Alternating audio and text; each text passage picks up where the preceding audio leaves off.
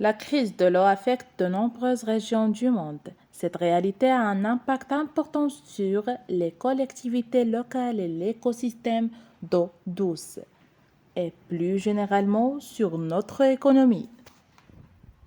La crise de l'eau. La gestion durable de l'eau. D'un niveau scientifique très abordable, l'ouvrage fait figure de guide pratique discutant des grandes idées tout en restant focalisé sur un enjeu central, une meilleure gestion des ressources en eau. Cet ouvrage est écrit par Brian Retcher. Brian Retcher est un directeur de la division Stratégie globale pour l'eau douce et l'Organisation internationale. Il promeut l'utilisation durable de l'eau et de sa gestion avec le gouvernement, les entreprises et aussi les collectivités locales. L'auteur Brian Richer nous aide à comprendre que cette crise ne nous conduit pas forcément à la catastrophe.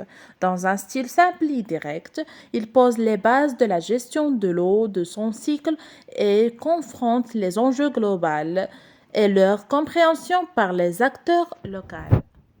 Différentes approches de répartition de l'eau.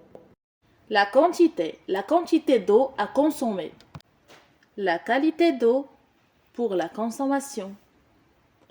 Le source est le lieu. Le calendrier signifie la période de consommation. La garantie. Le type d'utilisation. La durée. Et enfin, le transfert. En regardant cette vidéo-là, l'eau, c'est très important dans notre vie quotidienne. Les 7 principes pour la gestion de l'eau.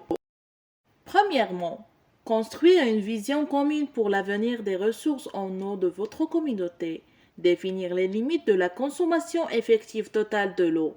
Allouer un volume spécifique à chaque utilisateur, puis surveiller et faire respecter cette répartition. Investir dans la conservation de l'eau à son potentiel maximum. Activer la négociation des droits d'utilisation de l'eau. Et si on consomme trop d'eau, il faut subventionner les réductions de la consommation.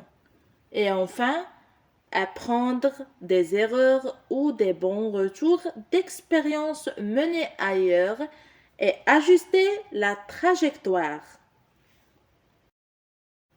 L'importance de fixer des limites à la consommation totale, une question qui va sûrement continuer à animer les agences de l'eau de l'État et les groupes de planification régionale de l'eau dans les prochaines années. Merci beaucoup et à la prochaine fois dans une autre vidéo et dans un autre sujet.